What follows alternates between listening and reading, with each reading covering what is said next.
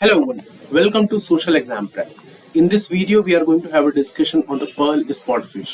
Recently ये article the Hindu में आया था जिसमें कहा गया था that Coforge to launch genome editing mission to boost pearl spot production. 7 जुलाई 2024 का आर्टिकल है। तो इसमें कुछ चीज़ें हमें जानना जरूरी है, जैसे पर्ल स्पॉट फिश है क्या, उसका अकरेंस कैसा है, उसका हैबिटेट क्या है, उससे रिलेटेड यूज वैल्यूज की क्या है, अगर एक्वाकल्चर में यूज किया जाता है तो कैसे यूज किया जाता है, प्लस जीनोम एडिटिंग इसमें करेंगे तो इसमें क्या बेनिफिट होंगे। तो ये सारी चीजें ना इस आर्टिकल में हमें जानना जरूरी है।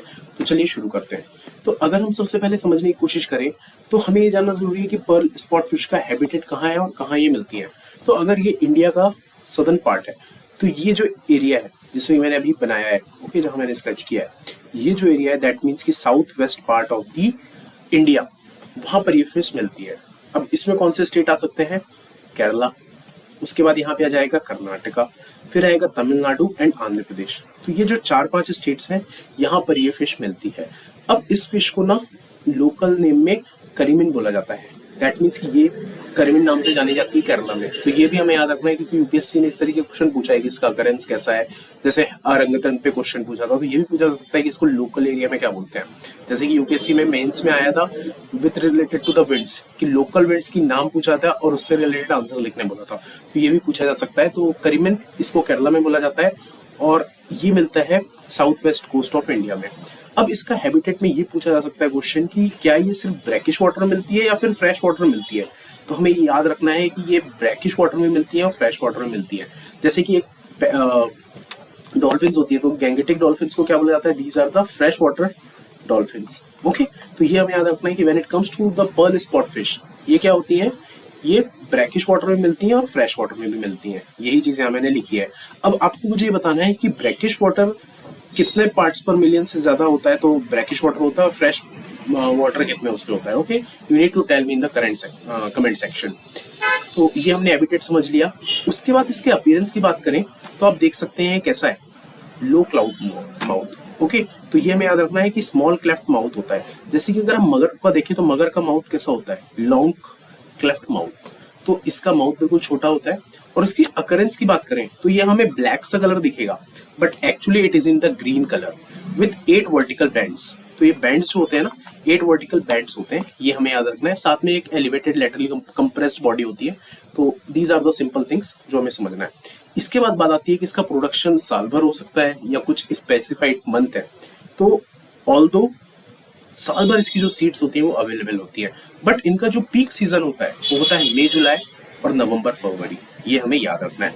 डिस्ट्रीब्यूशन के लिए मैंने आपको ऑलरेडी बताया है, south waste India, that means Kerala, Karnataka, Andhra Pradesh and Tamil Nadu. ये चीजें याद रखनी है। इसके बाद बात आता है कि इसको यूज क्यों किया जाता है एक्वाकल्चर में और क्यों इसका प्रोडक्शन बढ़ाने की बात की जा रही है। तो सबसे पहली बात इसकी है कि ये लो फैट है, दैट मीन्स कि इसमें फैट कम है, हाई प्रोटीन है और rich in omega 3 fatty acids. Omega 3 fatty acid होते हैं तो इनके कारण क्या यूज हो सकता है इसका?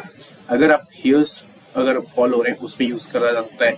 हार्ट इश्यूज है जिन पेशेंट्स को, उनके लिए यूज किया जा सकता है। जो ब्रेन स्ट्रोक है जिसको या फिर ब्रेन में इशू है उनके लिए यूज किया जा सकता है।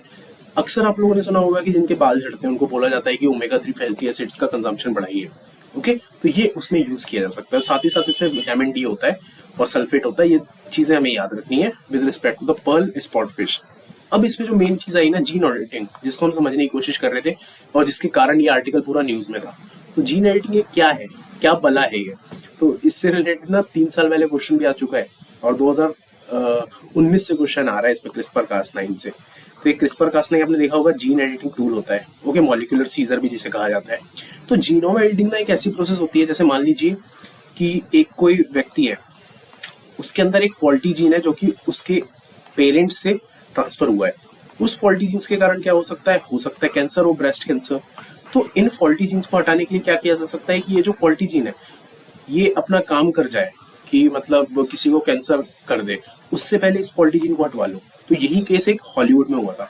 हॉलीवुड की एक एक्ट्रेस है, उन्होंने क्या किया था कि उनको पता चला कि उनको ब्रेस्ट कैंसर का एक जीन है जो कि उनके पेरेंट्स से उनके में ट्रांसफर हुआ है।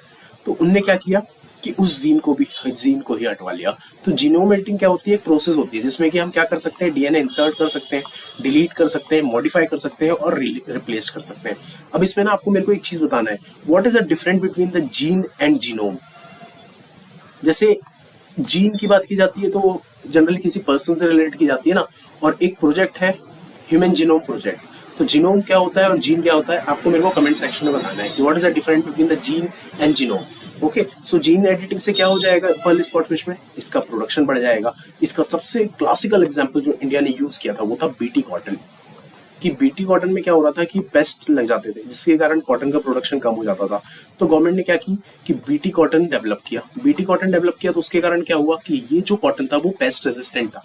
दैट मीन्स कि इसमें पेस्ट अगर लगेगा भी तो ये कॉटन को खराब नहीं कर पाएगा। इसके कारण क्या हुआ कि कॉटन प्रोडक्शन बढ़ गया। ओके, तो ये चीजें हमें याद रखनी है कि पर्ल स्पॉट फिश में अगर हम लोग जीन एडिट करेंगे तो इसके कारण क्या होगा कि इसका प्रोडक्शन बढ़ जाएगा। इसमें हम एलियन जीन्स इसमें एडिट मतलब ऐड कर सकते हैं, या फिर इसमें कोई फॉल्टी जीनस को हटा सकते हैं। So this is all about the pearl spot fish. इतनी चीजें हमें इस एग्जाम पॉइंट ऑफ व्यू से याद रखनी है। I hope you like this video. If you like this video, kindly give me a thumbs up.